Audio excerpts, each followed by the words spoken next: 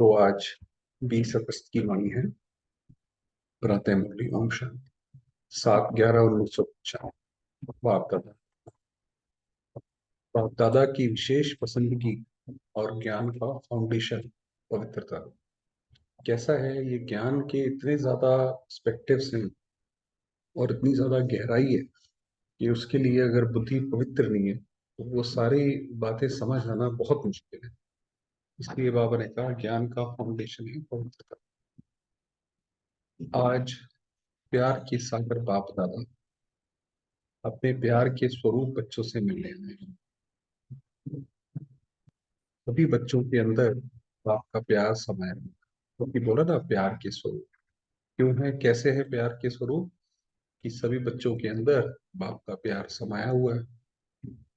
प्यार सभी बच्चों को दूर से समीप ले आता है। भक्त आत्मा थे तो बाप से कितना दूर थे।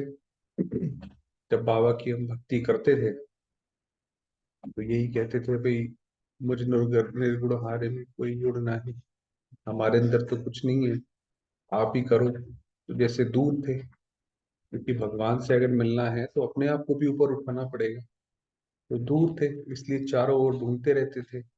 अभी इतना समीप हो जो हर एक बच्चा निश्चय और फलक से कहते हैं कि मेरा बाबा मेरे साथ है। अब इतने करीब आ गए कि मेरा बाबा हो गया, बाबा पे ही हाथ रख दिया, बाबा पर ही अधिकार हो गया। साथ है या ढूंढना पड़ता है, इस तरफ है उस तरफ है कि बाबा को ढूंढना पड़ता है कि बाबा कहाँ है। तो कितना समीप हो गया। कोई भी पूछे परमात्मा कहाँ है तो क्या कहेंगे, मेरे साथ है। वास्तव में ये बाबा ने बोला नहीं है, मगर ये ऐसा विचार चलता है कि ये जो भक्ति में जितनी भी बातें कही गई हैं जिनका अर्थ गड़बड़ कर दिया, जैसे भगवान सर्वव्यापी है, ये हो सकता है ये हम बच्चों ने ही बोला हो। जब ये अंत में बाबा, जब हमारी अवस्था ऐसी होगी तो हर एक को ये लगेगा जैसे हमारे साथ बाबा है। तो हम ही जैसे बोलेंगे कि बाबा हमारे साथ हर जगह है, तो उससे ये बात निकलेगी कि देखा बाबा सर्वव्यापी। तो उसका खैर मतलब अलग है। मगर यहाँ पे बाबा कह रहे हैं कि आप तो कहते हो मेरे साथ है, हर एक कहता है मेरे साथ है। पलक से कहेंगे कि अब तो बाप भी मेरे बिना नहीं रह सकता, तो हम ये भी कहते हैं कि बाबा भी हमारे बिना नहीं रह सकता। बाबा ने खुद वाणियों में बोला हुआ है कि मैं बच्चों के बिना नहीं रह सकता। तो इतने समीप साथी बन गए हो। आप भी एक सेकंड भी बाप के बिना नहीं रह सकते हो। लेकिन जब माया आती है तब कौन साथ होता है। उस समय बाप अगर साथ है तो माया आ सकती है, लेकिन ना चाहते भी बीच बीच में बच्चे बाप से आंख मिचौली का खेल करते हैं। आंख मिचौली के खेल में क्या होता है, एक किसी व्यक्ति की आंखों पे पट्टी बांध दी जाती है और वो फिर बाकियों को ढूंढता है, तो वो खेल करते हैं। बाप दादा बच्चों का ये खेल भी देखते रहते हैं। तो माना जैसे हम बाबा को भूल जाते हैं तो आंखों पे पट्टी बन गई, फिर ढूंढते रहते हैं बाबा के साथ ही माया आ गई, तो ऐसा हो जाता है कि बच्चे एक तरफ कह रहे हैं मेरा बाबा और दूसरे तरफ किनारा भी कर लेते हैं भाई। माया के उसमें वशीभूत हो गए तो किनारा कर लिया।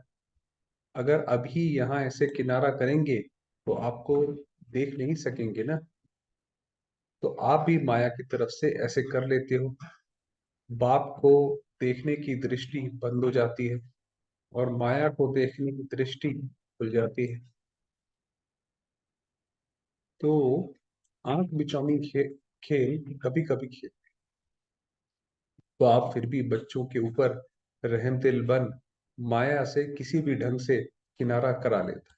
बाबा के हम बच्चे हैं, कैसी भी परिस्थिति में होंगे निकाल तो लेगा बाबा। कई बारी निकलने में थोड़ी देर समय लग जाता है, कोई आकर ज्ञान दे कुछ करे, कैसे ना कैसे निकाल लेगा। वो बेहोश करती है तो आप होश में लाता है। वही बताया, होश में लाता है। ये मुरली जैसे संजीवनी बूटी है कि तुम मेरे हो। बंद आंख याद के जादू से खोल देते हैं कि बाबा की याद आती है तो सारा माया चली जाती है। फिर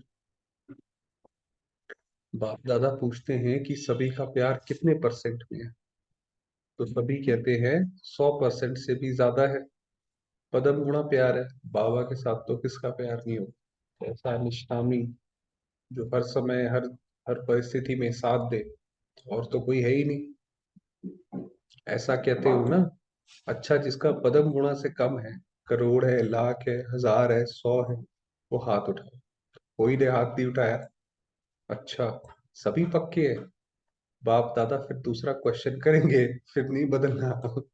देखिए, बाबा ने पहला क्वेश्चन करा, हमें अपने प्यार के उसमें बांध दिया। जैसे माँ बाप छोटे बच्चों से कहते हैं कि भाई देखो, आप मुझसे प्यार करते हो तो ऐसा नहीं करो, अच्छा वो नहीं करो।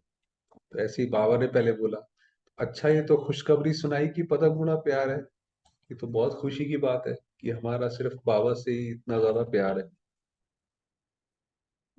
अभी बाप पूछते हैं कि प्यार का सबूत क्या होता है। भाई प्यार तो है, इसका सबूत क्या है। कि हमारे मन में भी एक वो एश्योरेंस आए, ढाढ़स आए कि ये बात सही है।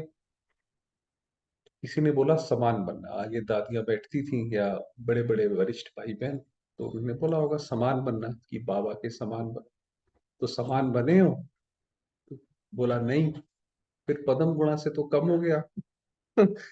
आप सभी कहेंगे कि अभी संपूर्ण बनने में थोड़ा सा टाइम पड़ा है, इसलिए हो जाएंगे ऐसे।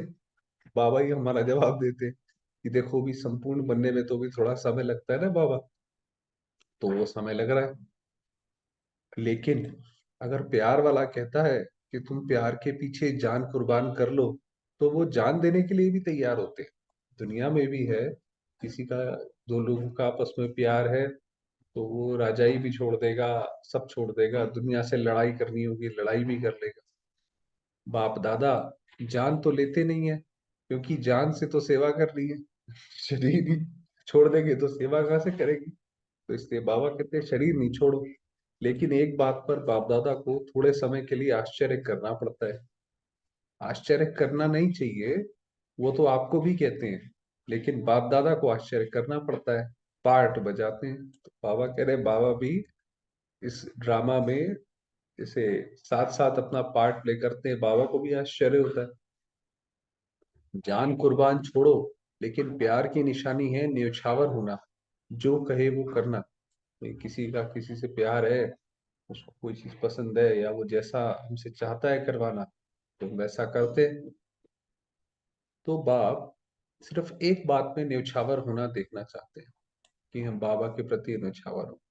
बातें अनेक हैं, लेकिन बाप अनेक को नहीं लेते। सिर्फ एक बात में न्योछावर होना है, उसके लिए हाथ उठा लेते हैं। प्रतिज्ञा भी करते हैं, लेकिन प्रतिज्ञा करने के बाद भी करते रहते हैं। वो क्या? बाबा कह रहे हैं वो बताएंगे क्या। हर एक स्वयं समझते हैं कि मेरा बाबा, मेरा बार बार बाप से किनारा होने का मूल संस्कार या मूल कमजोरी क्या है। हर एक को पता रहता है भाई मेरे अंदर कौन सा ऐसा संस्कार है जिसकी वजह से मैं बाबा से दूर हो जाता हूँ या हो जाती हूँ। हर एक अपनी मूल कमजोरी को जानते हो ना, तो वो कमजोरी जानते हुए भी न्यौछावर क्यों नहीं करते। 63 जन्म की साथी है, इसलिए उससे प्यार है। वो कमजोरी जो है द्वापर से हमारे साथ रही है, तो बाबा कहते हैं इसलिए नहीं छोड़ते हो क्या। प्यार का अर्थ ही है, जो प्यार वाला पसंद करे वो करना। वही बताया कि जो सामने वाले को पसंद होता है, उसको जिस कलर की ड्रेस पसंद आएगी, दूसरा वही पहनता है। जैसे जो पसंद है वही करता है। तो ऐसे ही बाबा को जो पसंद है भी वही करे। अगर मानो प्यार करने वाला एक बात कहता है और वो दूसरा कुछ करते हैं, तो क्या हो जाता है? प्यार होता है या झगड़ा होता है? उस समय प्यार कहेंगे कि अच्छी तरह से लाठी उठाकर एक धाव को लगाएंगे। तो बाप को क्या पसंद है? बाप दादा कहते हैं समान बनने में तो कई बात। ब्रह्मा बाबा जैसे बनना, ये तो एक बहुत बहुत एक ऊंची अवस्था। कई बात है उसमें। ब्रह्मा बाप की विशेषताएं देखो, और ब्रह्मा बाप समान ही बनना है तो कितनी बड़ी लिस्ट है।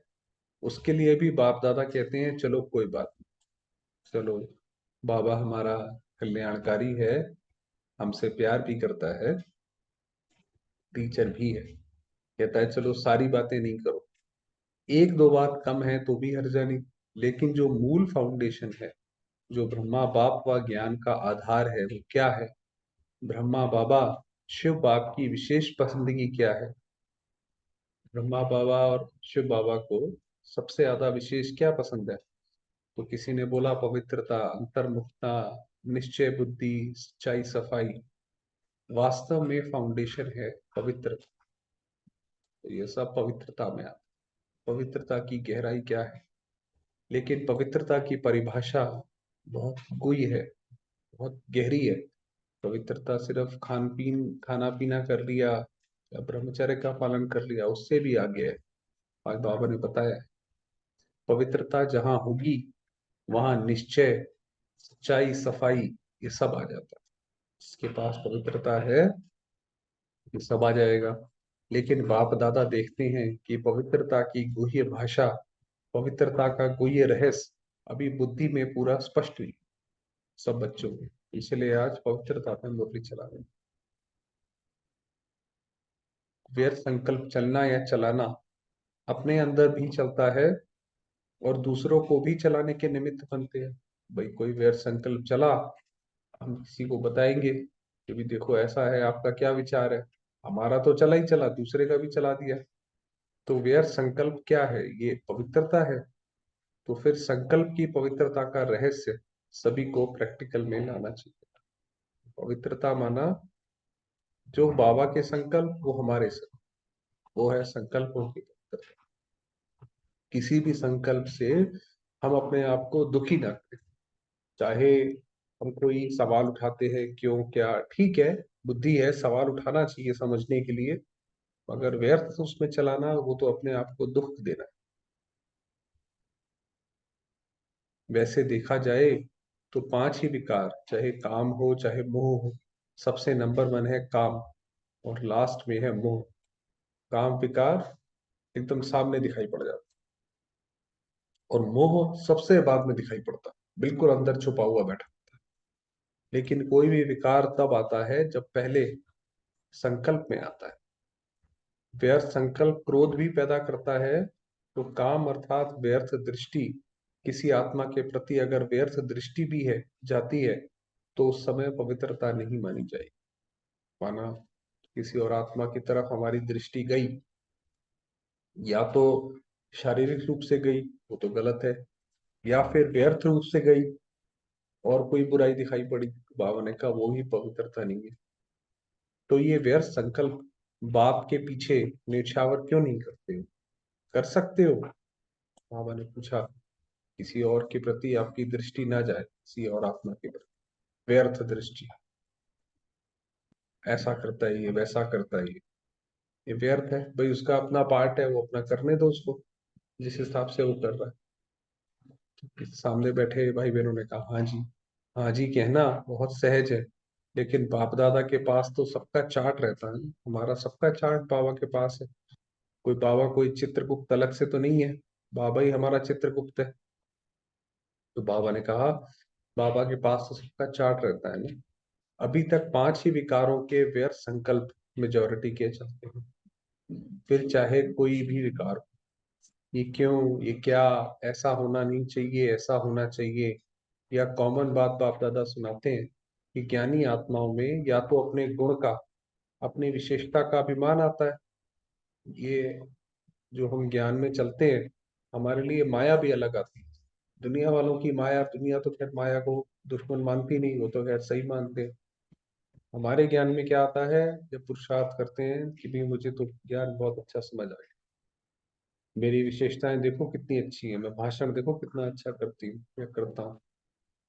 या तो जितना आगे बढ़ते हैं उतना अपनी किसी भी बात में कमी को देख करके, कमी अपने पुरुषार्थ की नहीं, लेकिन नाम में, मान में, शान में, पूछने में, आगे आने में, सेंटर इंचार्ज बनने में, सेवा में, विशेष पाठ देने में, ये कमी, ये व्यर्थ संकल्प भी विशेष ज्ञानी आत्माओं के लिए बहुत नुकसान करता है। कि भाई मेरा नाम नहीं किया, देखो मेरा जो है सम्मान पूरी तरह से नहीं रखा। बाबा ने कहा ये बहुत नुकसान करता है। और आजकल ये दो भी विशेष व्यर्थ संकल्प का आदत। तो बाबा ने कहा एक तो अभिमान, कि मेरा अभिमान, और दूसरा बाबा ने कहा कि दूसरे अपनी या तो कोई कमी देख के या दूसरे की कोई कमी देख, तो ये नुकसान करते हैं। तो आप जब सेवा पर जाओ तो एक दिन की दिनचर्या नोट करना, चेक करनी कि एक दिन में इन दोनों में से चाहे अभिमान या दूसरे शब्दों में कहो अपमान, मेरे को कम क्यों, मेरा भी ये पद होना चाहिए, मेरे को भी आगे करना चाहिए, तो ये अपमान समझते हो ना। ऐसा नहीं होना चाहिए कि हम किसी भी सेवा में जाए, घर पे है तो भी सेवा में ही है, किसी के यहाँ जा रहे हैं तो भी हम सेवा में ही हैं, तो हमें ऐसा फील नहीं होना चाहिए। तो ये दो बातें, अभिमान और अपमान, जिसको अभिमान होगा उसको अपमान बहुत जल्दी फील होगा। तो यही तो आजकल व्यर्थ संकल्प का कारण है। इन दोनों को अगर न्यौछावर कर दिया तो बाप समान बनना कोई मुश्किल नहीं है। तो क्या न्यौछावर करने की शक्ति है? कि न्यौछावर होने की भी तो शक्ति चाहिए ना। कई आत्माएं सोचती तो हैं कि हाँ ये गलत है, फिर सोचती हैं न्यौछावर करें, मगर न्यौछावर जब करने जाते हैं, समर्पित होना चाहते हैं, तो दिल अंदर से धड़कता है कि अरे भाई ऐसे कैसे होगा। तो यानी कि समर्पित होने की शक्ति नहीं है। समझते तो हैं ये ऐसा करना चाहिए। अच्छा, कितना समय में? बाबा ने कहा न्यौछावर होने की शक्ति है, कितना समय में करोगे? अभी आज नंबर वार है ना, नया साल आएगा तो 2 मास हो जाएगा ना। नए साल में वैसे भी नया खाता रखा जाता है। तो हर एक, चाहे टीचर है, चाहे विद्यार्थी है, चाहे महारथी है, चाहे प्यादा है, ऐसे नहीं कि ये तो महारथियों के लिए है, हम तो है ही छोटे। ये नहीं भाई, ये तो बाबा ने टीचर्स का नाम ले दिया ना बीच में। ऐसे नहीं कि भाई ये तो उनकी बात हो रही है, हमारी भी बात है। राज्य भाग्य लेने के टाइम तो कोई नहीं कहेगा कि मैं छोटा हूँ। उस समय तो कहेंगे कि सेकंड नारायण मुझे ही बना दो। भाई अगर राज्य भाग्य की बात आती है तो हम कहते हैं भाई, चाहे हम बाबा के बाहर है, के बाहर रहते हैं, अपने घर में रहते हैं, हमें राज्य भाग्य तो पूरा चाहिए। ऐसे नहीं कि हमें कम दे दो। तो बाबा ने कहा तो हर एक को सिर्फ 2 शब्द अपना समाचार देना है, और उस पोस्ट के ऊपर विशेष ये लिखना, अवस्था का पोतम। ये बाबा ने पहले लेटर लिखने को बोला। तो वो पोस्ट अलग हो जाएगी कि भाई आप पहले लिखना अवस्था का पोता में, और अंदर लिखना कि व्यर्थ संकल्प किस परसेंटेज में न्यौछावर हुए, 50% या 100% न्यौछावर। हम भी अपना चार्ट देखें, एक हफ्ते के लिए देखें कि हर रात को सोने से पहले कि आज हमारा व्यर्थ कितना रहा, दूसरे के प्रति संकल्प कितने चले। बस एक लाइन लिखना, लंबा चौड़ा नहीं लिखना, बस इतना परसेंट रहा। क्योंकि फिर उसमें जब कहानी लिखते हैं तो अपने आप को जस्टिफाई करने लग जाते हैं। तो बाबा ने कहा बस ऊपर पोस्ट ये डालो, और ये ऐसे जब ब्रह्मा बाबा थे तो बाबा तो पढ़ते थे सारे पत्र, और से अव्यक्त हुए तो फिर बाबा के बाद दादियां या अलग अलग भाई बहन पढ़ते थे जिनको अपॉइंट किया जाता था। जो लंबा चौड़ा लिखेंगे उसको पहले ही फाड़ देंगे। बाबा ने कहा "ओ, लंबा चौड़ा नहीं लिखना, तो तैयार हो, जोर से बोलो हाँ जी या ना जी। जो समझते हैं कि इसमें हिम्मत चाहिए, टाइम भी चाहिए, तो अभी से हाथ उठा लो, तो आपको पहले से छुट्टी है। बाबा कह रहे हैं कि बाबा तो जैसे टीचर है तो बड़ा सख्त भी है। तो बाबा ने कहा कि आपको अगर लगता है कि अभी नहीं हो सकता है तो अभी बताओ कि बाबा ये भी नहीं हो सकता है, सभा में बताओ, हाथ खड़ा करो। ऐसे नहीं कि अभी हाँ कर दिया और बाद में जाकर देखेंगे। कोई है या पीछे लिखेंगे पुरुषार्थ तो बहुत किया लेकिन हुआ नहीं, ऐसे तो नहीं लिखेंगे। पक्के हैं? अच्छा। तो बाबा ने पूरा जैसे टीचर बन के, गुरु बन के ये वाला पाठ पक्का कराया कि किसी और के बारे में नहीं सब सोचो, न बेकार के न व्यर्थ के, और चार्ट रखो। बाप दादा ने देखा कि प्यार मधुबन तक तो ले आता है, कि बाबा का जो प्यार है, जिसको जितना प्यार होता है वो उतना मधुबन तक पहुंच जाता है। लेकिन इस प्यार से पहुंचना कहाँ है? बाप समान बनना है ना। तो जैसे मधुबन में भागते भागते आते हो ना, मेरा नाम जरूर लिखो, मेरा नाम जरूर लिखो, और नहीं लिखते तो टीचर को थोड़ी आंख भी दिखा देते हो कि जाना चाहते हैं, टीचर नहीं अलाउ करती है, कहते हैं भाई आप हमारा नाम क्यों नहीं लिखते हो। तो जैसे मधुबन के लिए प्यार में भागते हो, ऐसे ही आते हो, ऐसे ही पुरुषार्थ करो कि मेरा नाम बाप समान बनने में पहले हो। ऐसे ही कि ये जो बाप समान बनने की बात है, ब्रह्मा बाबा समान बनने की बात है, उस पर भी मैं सबसे आगे जाऊं। ये नहीं मुझसे पहले ये आगे जाएं, ये तो जाते नहीं है, ये तो इतने समय से चल रहे हैं, ऐसे नहीं। तो ये पवित्रता का फाउंडेशन पक्का करो। ब्रह्मा बाप ने पवित्रता के कारण, एक नवीनता के कारण गालियां भी खाई। बाबा ने कहा कि ये पवित्रता की वजह से ही बाबा ने गालियां खाई, ब्रह्मा बाबा ने इतनी सारी खिलाफत सही, तो ये इसमें कोई कॉम्प्रोमाइज नहीं होगा। तो पवित्रता फाउंडेशन है, और फाउंडेशन का ब्रह्मचर्य व्रत धारण करना ये तो कॉमन बात है। लेकिन अभी आगे बढ़े हो तो बचपन की स्टेज नहीं है, अभी तो वानप्रस्थ स्थिति में जा। बाबा ने कहा, अब आपकी पवित्रता भी उसकी गहराई बढ़नी चाहिए।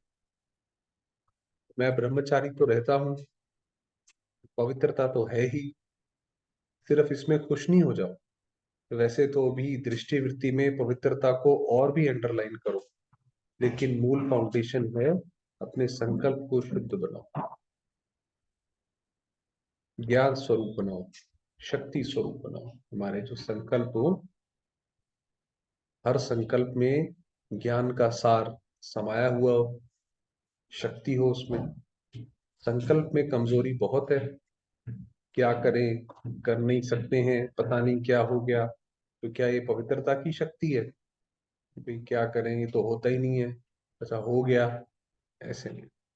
पवित्र आत्मा कहेगी क्या करें, हो गया, हो जाता है, चाहते तो नहीं है, लेकिन ये कौन सी आत्मा है?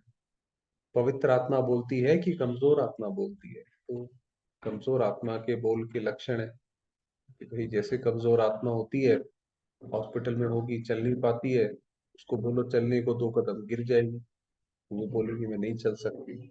ऐसे ही अगर हम भी कहते हैं गलती से हो गया, ये हो गया, तो कमजोर आत्मा हुए।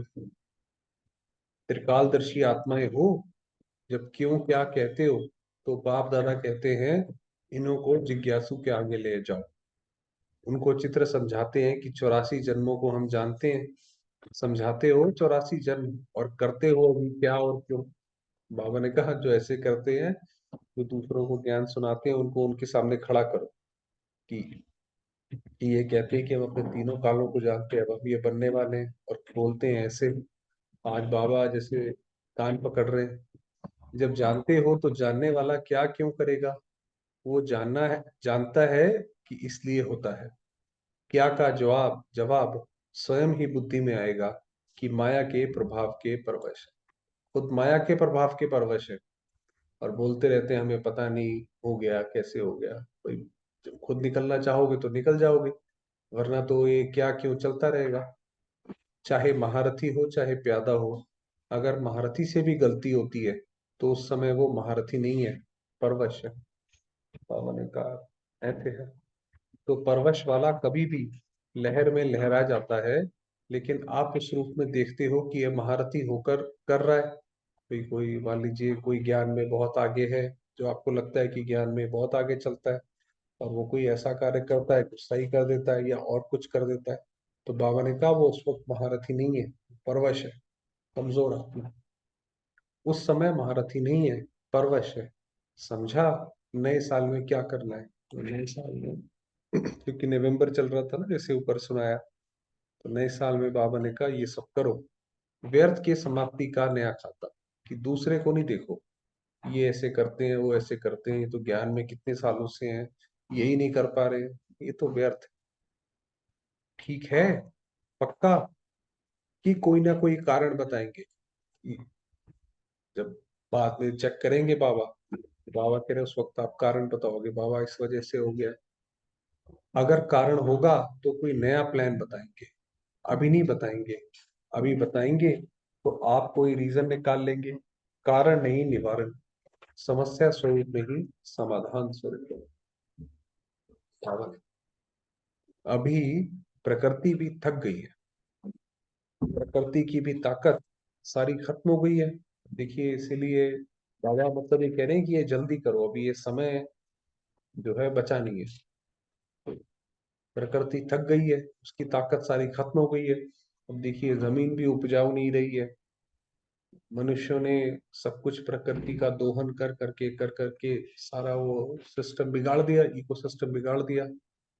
तो प्रकृति भी आप प्रकृति पति आत्माओं को अर्जी कर रही है कि अभी जल्दी करो, अभी देरी नहीं करो, भाई जल्दी से ये कलयुग की समाप्ति करो। कलयुग की समाप्ति कैसे होगी? जब हम सारे बच्चे तैयार हो जाएंगे, जब स्थापना होगी, तभी तो विनाश होगा। बाबा ने कहा आप करो ऐसे। अच्छा। बाप दादा को भी तन को चलाना पड़ता है कि दादी दादी जी को भी बहुत समय हो गया था, उनकी एज भी बहुत हो चली थी, तो कभी उनकी तबीयत खराब रहती थी। तो बाबा ने कहा बाबा को तन को भी चलाना पड़ता है, चले नहीं चले लेकिन चलाना तो पड़ता है। कई बारी दादी को बहुत बीमारी भी होती थी, तो दादी कहती थी नहीं बाबा को तब भी अगर आना है तो बाबा जरूर आए, हम नहीं मना करेंगे। क्योंकि बाबा जब आते थे तो कभी कभी पूरी पूरी रात कितने कितने घंटों घंटों बैठते थे। शरीर को भी चलाना पड़ता है, क्योंकि बाप का बच्चों से प्यार है। बाबा कहते हैं बाबा तो आता है, तो इतने प्यार वाली आत्माएं आवे और बाप रूह रियान नहीं करे, कैसे होगा? तो जबरदस्ती भी चलाना ही पड़ता है, उसी की बाबा बाप। अच्छा, सभी खुश हैं? बाप मिला, संतुष्ट है ना? चलो भाई बाबा से मिल लिए, संतुष्ट हो गए। चारों ओर की पदम गुणा प्रेम स्वरूप आत्माओं, सदा स्वयं को निर्विकल्प बनाने वाले विशेष आत्माओं को, सदा बाप और निर्विघ्न सेवा की लगन में मगन रहने वाली आत्माओं को, सदा बाप के स्नेह में निछावर होने वाले सभी आत्माओं को बाप दादा का है नमस्ते। रूहानी बाबा को हम रूहानी बच्चों की याद प्यारो। अच्छा, सब खुश, कोई नाराज तो नहीं हुआ? मैं नहीं मिला। राज को जानने वाले कभी नाराज नहीं। नाराज वो होता है जिसको कोई राज, इस सृष्टि चक्र का राज है, ड्रामा में राज है, जो राज इसको नहीं पता होता वो नाराज होता है। दादियों से बात की, देखो आप आदि रत्नों में सभी का प्यार के साथ साथ शुद्ध मोह बढ़ता जाता है। सभी देखते हैं कि आदि रत्न ठीक है तो सब ठीक है। हम तो ऐसे ही देखते हैं कि भाई दादियाँ सब ठीक चल रही हैं तो सब बढ़िया चल रहा है। तो आप लोगों में सबका शुद्ध मोह बढ़ गया है। बाप दादा इन दोनों, चंद्रमणि दादी और रतनमणि दादी के ऊपर भी खुश हैं। ज्ञान सरोवर की जिम्मेवारी संभाली है। ये सारे जितने भी होते थे दादियां ही हर एक जगह संभालती थी। जिम्मेवारी तो क्या खेल है, भारीपन है क्या? खेल हल्का होता है ना, तो जिम्मेवारी क्या है? खेल है। तो बाप दादा खुश है क्योंकि इतने बड़े बड़े भवन, इतने भाई बहनों का आवागमन होता रहता है, आना जाना होता रहता है, बहुत जिम्मेदारियां होती हैं। बाबा ने कहा ये खेल है। तो बाप दादा खुश है, समय पर सहयोगी बने हैं और आदि से सहयोगी रहे, ये उनकी महिमा कर रहे हैं। आदि से हाजी करने वाले हैं। यही साकार बाप का आप सबको विशेष वरदान है कि बाबा ने जो कहा, हाँ जी, हाँ जी बाबा। ब्रह्मा बाबा को ना शब्द कभी अच्छा नहीं लगता।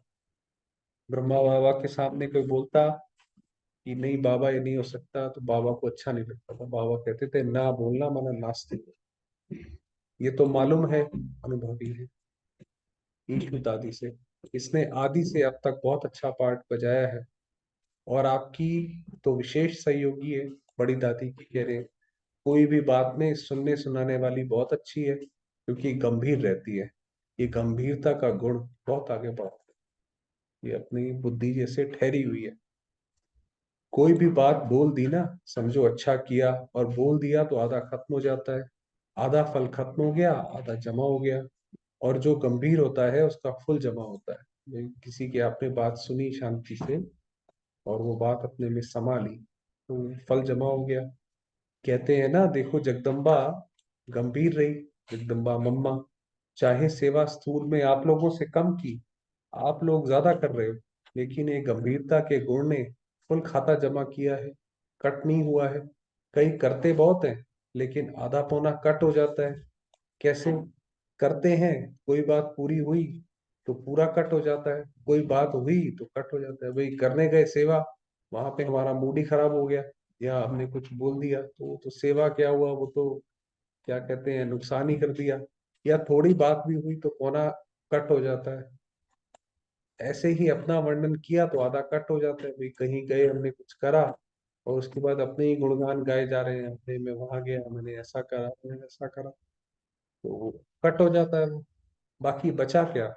तो जगदम्बा की विशेषता, जमा का खाता ज्यादा, गंभीरता की देवी है। तो वही बताया कि अम्मा की खास विशेषता।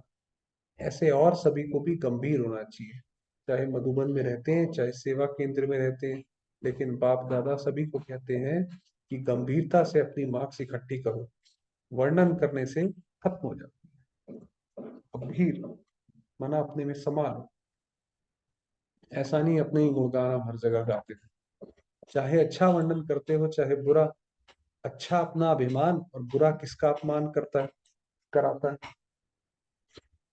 ऐसी बातों में गंभीर, अवॉइड करो इन बातों। हर एक गंभीरता की देवी और गंभीरता का देवता दिखाई। अभी गंभीरता की बहुत बहुत आवश्यकता, उसमें श्योरिटी की।